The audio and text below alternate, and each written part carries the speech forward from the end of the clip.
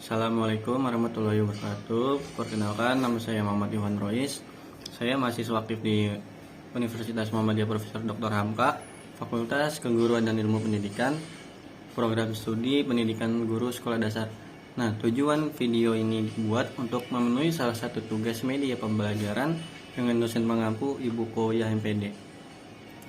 Oke, mari ikuti selanjutnya. Kelas 5 tema 7 subtema 3 pembelajaran 1. Adapun isinya yaitu dengan surat undangan.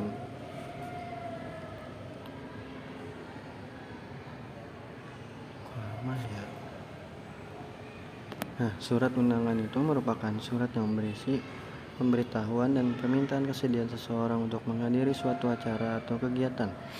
Kalimat yang digunakan dalam undangan harus efektif, yaitu singkat, padat, dan jelas, itu supaya orang yang membacanya dapat segera mengerti isinya. Lalu ada juga yang namanya dengan surat undangan resmi.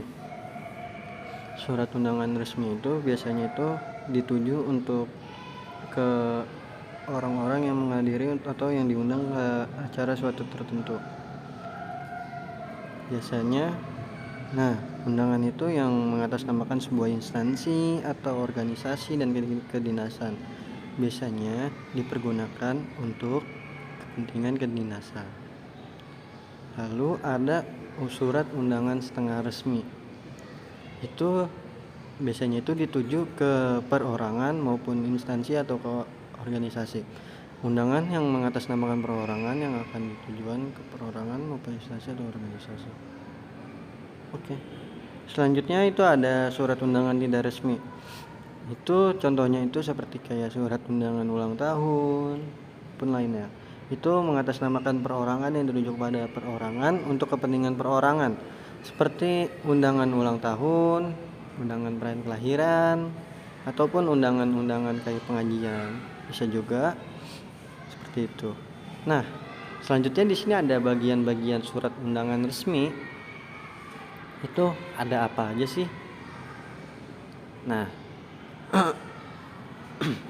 yang pertama itu harus ada kop surat.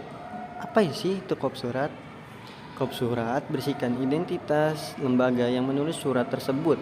Biasanya disertai dengan logo lembaga, alamat, dan nomor telepon dari lembaga resmi tersebut. Nah, selanjutnya tempat dan tanggal pembuatan surat.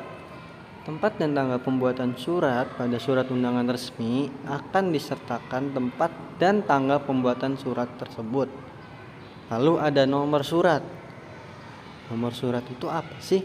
Nomor surat itu sebuah tanda berupa angka atau gabungan angka huruf yang dicantumkan pada surat dari suatu organisasi, instansi, ataupun badan usaha sesuai dengan nomor berkas atau buku agenda surat keluar. Nah, yang keempat itu ada alamat surat. Nama dan alamat yang akan dikirim surat tertuang pada bagian ini. Itu bisa dilihat gambarnya di sebelah kiri. Yang kelima ada hal surat. Hal surat disebut pula perihal surat atau pokok surat. Yang keenam, isi surat. Pada bagian isi surat undangan resmi berisikan waktu, tempat, serta acara undangan tersebut. Selanjutnya, habis isi surat itu ada yang namanya dengan penutup. Pada bagian penutup surat undangan resmi berisikan ucapan terima kasih. Nah, yang terakhir itu ada nama pengirim surat. Nama pengirim surat undangan resmi dilengkapi dengan tanda tangan dan disertai dengan stempel logam lembaga. Nah, selanjutnya ayo kita cari tahu persamaan, perbedaan undangan resmi, undangan setengah resmi, dan undangan tidak resmi. Itu ada apa aja sih? Nah, mulai dari persamaannya dulu. Undangan resmi itu persamaannya tuh berisi pemberitahuan dan permintaan kesediaan seseorang untuk menghadiri suatu acara atau kegiatan tersebut.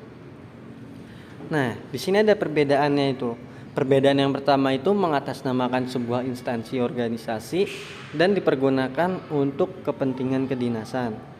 Yang kedua, mengatasnamakan perorangan yang ditujukan ke perorangan maupun instansi untuk kepentingan setengah resmi.